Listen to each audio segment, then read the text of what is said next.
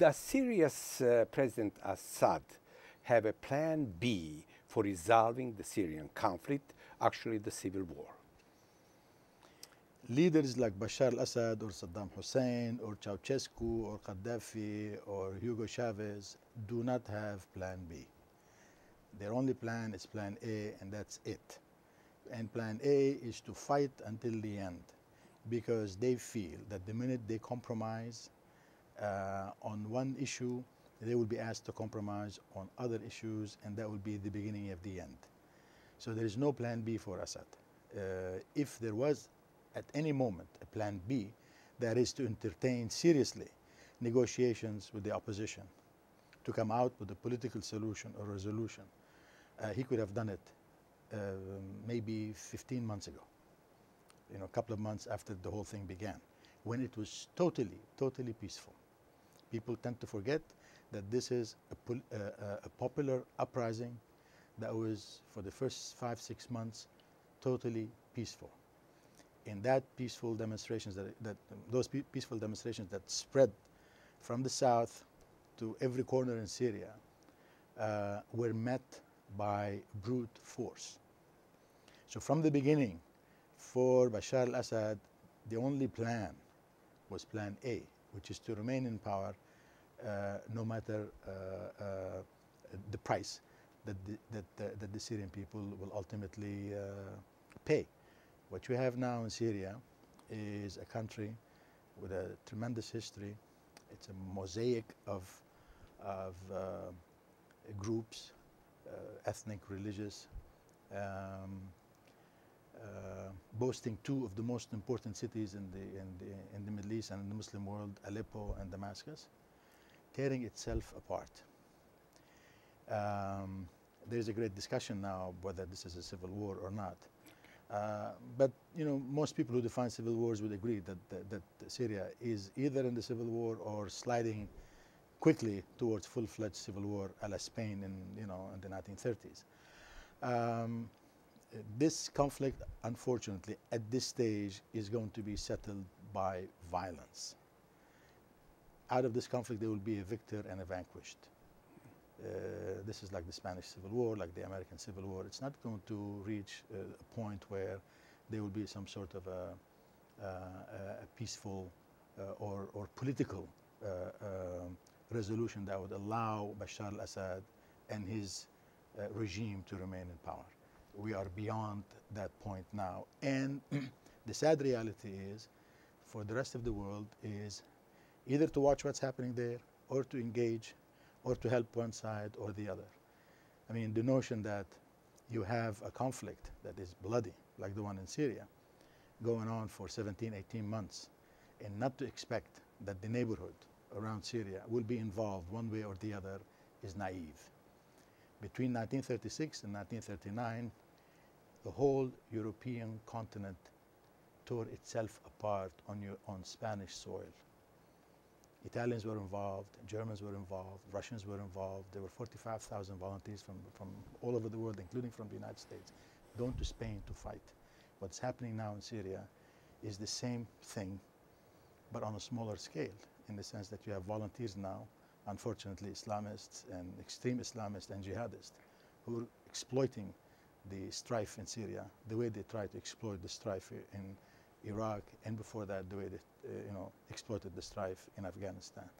Having in mind the positions of Iran on one hand, and then the regional countries, including Russia and China, do you suspect that there might be an international military engagement or not? Well, to begin with, the Russians have been arming the Syrian army, armed forces for decades. And Russia continues to provide Syria with helicopter gunships and airplanes and artillery and APCs and tanks the Syrian regime cannot fight without this basic military supplies, ongoing military supply from the Russians and from East European countries, mostly from Russia. Iran has been providing the Syrian regime with material support, technical support, training, intelligence, including training the Syrian forces, Syrian security elements and how to control or how to undermine the opposition. As you know very well, this is the Iranian-Syrian relationship is one of the few constants in the Middle East since 1979. Since the Iranian Revolution, Iran maintained and built very close relationship with Syria when Hafiz al-Assad, Bashar's father, was in control. So here you have a solid relationship that is based essentially on mutual benefits for both sides.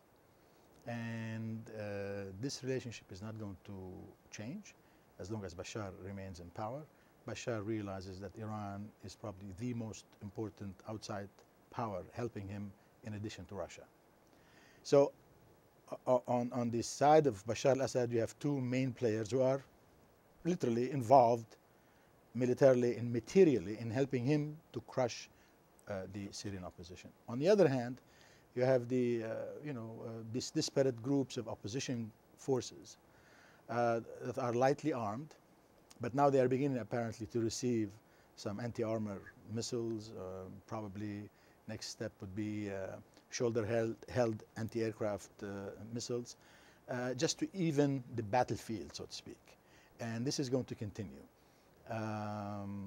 That's why I think now we crossed the Rubicon, so to speak. We are beyond the point where there will be a political resolution that would maintain Bashar in power, or even keep him as part of a new equation. And that's why even before the Kofi Annan mission, I felt that it's too late. It's an exercise in futility, and both sides will probably undermine it, and both sides will see it as another diplomatic international ritual that they're going to go through, but it's really not going to change the situation on the ground. This will be settled, unfortunately, by violence. Why do you think the Syrian opposition is not more successful, politically? Most civil wars, with the major exception of the American Civil War, because in America you had two great armies fighting each other, surrounded by two neighbors who were weaker, Canada and Mexico, and two great oceans. But Spain was the prototype of the civil war in the 20th century, where practically everybody in the neighborhood and beyond were involved. Afghanistan was like that. Vietnam actually was a civil war. Angola was a civil war. Lebanon was a civil war in which practically every country in the neighborhood and beyond, including the Americans and the French, fought there. So this is unfortunately the nature of most civil wars, not all of them, but most of them. Now, and also when you have an opposition, in many cases, and we've seen it in Angola, we've seen it in Algeria even although the Algerian conflict was a war of independence, you always have different groups fighting a central authority or a foreign occupation, having different, sometimes contradictory visions of the future. Okay. Right. In Syria, we have the same thing. We have people who are essentially driven by this sense of being victimized, people who want to have, who are sick and tired of being treated as subjects and they wanted to be citizens. So this was a yearning for freedom, for karama, as we say in Arabic, which is dignity, empowerment, not living under a police state. And so, and for those people, essentially what they want, their vision of Syria is a place where they will have a decent form of governance that will treat them well as citizens and not as subjects. Now we have people who fled the army, left the army. You have Islamists who have a different vision probably for the future of Syria. You have the old liberal kind of nationalist, secularist groups who have a vision of the future that is somewhat different and sometimes radically different than the Islamists. Then you have the neighborhood beyond, helping those groups that are close to them politically and ideologically. And this should not be surprising. To think that the opposition should be united is something good, but also maybe unrealistic and probably downright naive. Here you're dealing with a country like Iraq before, where there was really no political life for the last 50 years. Political life the way you and I know it. coalition buildings, political parties, organizations in civil society, a modicum of political freedom to move and maneuver and to play in the political field, so to speak. None of this existed in Syria for 50 years. None of it existed in Iraq before under Saddam and before for more than 50 years. So we have a period where at least 2 generations were deprived of politics the way you and I know politics.